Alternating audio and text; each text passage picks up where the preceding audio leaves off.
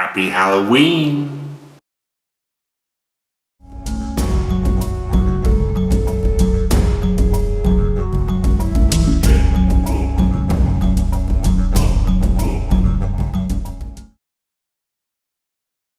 Ever found a mass retail Transformers toy you feel is, in some ways, better than the masterpiece version of the character? I think I have, as Beast War's femme fatale crawled her way into the Kingdom line. Blackarachnia turns into a more realistic looking Black Widow, with her tiny pedipalps and 8 eyes lacking the expressiveness of her CG animated design, tiny hairs moulded across her body, and well, I'd make Sir Mix-a-Lot jokes, but the abdomens of Black Widows are often pretty sizable. Even the deco is fairly biologically accurate. Her legs are black, not gold like in the show, and while she sports red blotches on the dorsal side of her abdomen, the hourglass marking you're probably more familiar with is actually on the female's underside. Where this toy's concerned, yeah, that was never going to happen. This segues nicely into kibble management. Despite the approach Kingdom takes towards the Beast Warriors, it still tries to maintain a similar, if not exact, sense of scale to their depiction in the Beast Wars cartoon.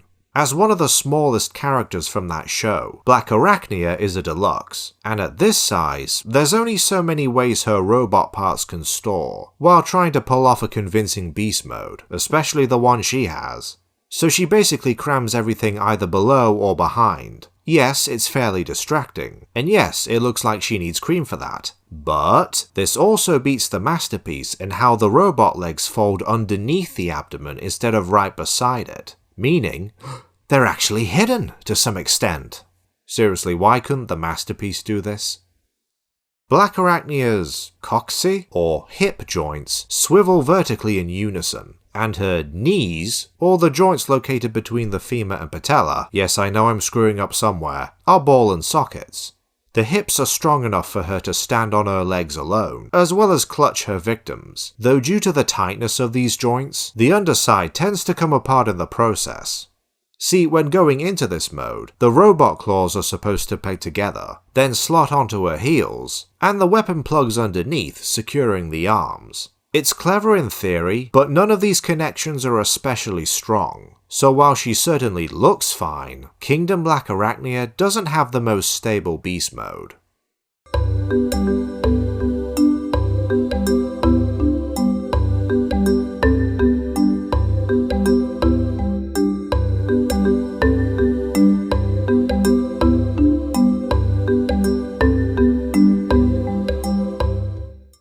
It's clear most of the focus went to the robot mode, which successfully captures Blackarachnia's curvaceous figure. Not even the minor back kibble, which her original form lacked in the Beast Wars series, can take that away. For visual cues, there's the accurate head sculpt, right down to the tiny red X on her forehead, the spider legs printed on her golden chest plate, her actual spider legs on her arms, which can be Change shots, please. Her actual spider legs on her arms can be positioned however you like. You also have claws instead of hands, her faux spider head waist, spiked kneecaps, high heels. What more could you want? How about great posability? Blackarachnia's neck is ball-jointed at the top and hinged at the base. Her shoulders and hips are universals. The upper arms have 2 swivels, which allows each set of spider legs to move independently, whereas the thighs have just the 1 swivel. Her elbows hinge around 90 degrees or so, while her knee bend is greater. The ankles rock back and forth and side to side. It's frankly impressive they managed to work all that in, considering how thin the ankles are. Blackarachnia has ports for artillery and armor attachments on her calves and the bottom of her feet. Her own weapon, the Poison Anchor, doesn't fire but is sculpted more or less like on the show, with spikes across the blade and a spear at the crown.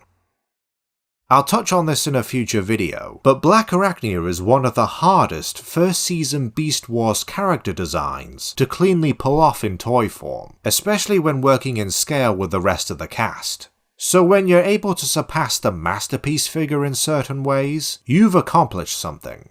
If Kingdom Blackarachnia were more solid, I'd give her a medal as gold as her and she comes close. But in the end, of the female Beast Warriors, I have to give the edge to Airazor.